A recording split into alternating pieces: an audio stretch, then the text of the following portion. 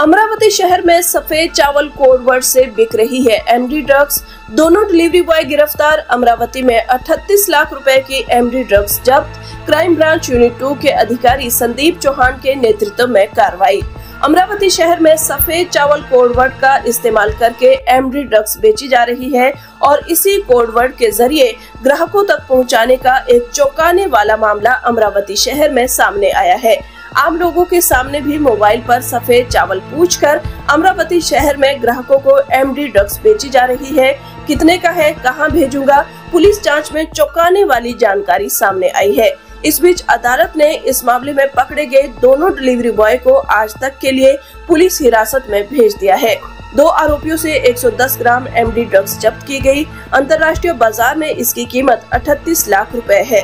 Amravati MD drug की तस्करी रोकने के लिए शहर में लगातार नाकाबंदी की जाती है और समय समय पर इन अपराधियों के खिलाफ कार्रवाई भी की जाती है। ऐसा पुलिस उपायुक्त गणेश शिंदे ने बताया।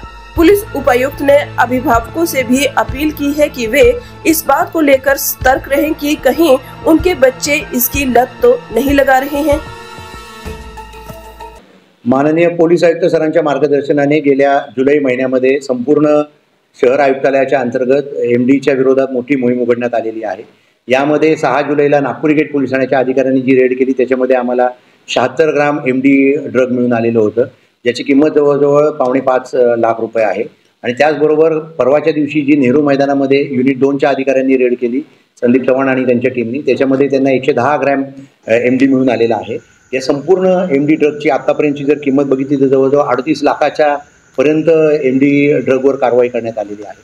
आणि यामध्ये कोडवर्ड वापरून त्या ड्रगची विक्री केली जाते आणि तरुणांमध्ये याचा गैरवापर होतो, नशेसाठी वापर होतो। त्याचबरोबर परवाच्या दिवशी गांजाची सुद्धा कारवाई नागपूर गेट पोलीस ठाण्याने केलेली आहे आणि 2 किलो गांजा 50,000 रुपये किमतीचा पकडण्यात आलेला आहे। नागरिकांना या माध्यमातून विनंती आहे की आपली मुलं नक्की काय त्यांना दिलेले पैसे खर्च करतात, पॉकेट मनी काय खर्च करतात किंवा त्यांचा जे काही भाषेमध्ये किंवा व्यवहारामध्ये किंवा वागण्यामध्ये काही फरक आहे का हे बघून कुठल्याही प्रकारे आपली मुलं याला बळी पडणार नाहीत याची त्यांनी खात्री करावी। त्याचबरोबर त्यांच्याकडेही जर काही गोपनीय माहिती असेल तर आम्हाला आमच्या पोलीस विभागातील वेगवेगळ्या अधिकाऱ्यांना ज्यांच्याशी त्यांचा संपर्क असेल त्यांना कुठूनही संपर्क करून त्यांनी माहिती द्यावी। पोलीस विभाग याबाबत अत्यंत जागरूक आणि या कारवाया करून निश्चितपणे हे एमडीचं ड्रगचं जे काही व्यसन आहे ते मोडून काढण्याबाबत अत्यंत मोठ्या प्रमाणावर प्रयत्नशील आहोत आणि या कारवाया सतत सुरू राहतात।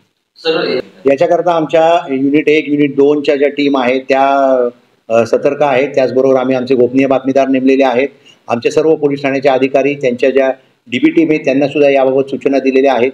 वेळोवेळी नाकाबंदी करण्यात येते। जे रेकॉर्डवरचे या बाबतीतले पूर्वीचे जे असे गुन्हेगार आहेत जे ड्रगच्या सप्लायमध्ये किंवा ड्रगच्या गुन्ह्यांमध्ये आढळून आलेले आहेत त्यांचे सुद्धा आम्ही घरधडत्या घेत असतो, त्यांच्यावर सुद्धा वॉच ठेवून असतो आणि अशा वेगवेगळ्या प्रकारांनी आम्ही या पद्धतीचं एमडीचं किंवा ड्रगचं जे काही सप्लाय असतो तो मोडून काढण्याचा प्रयत्न करतो।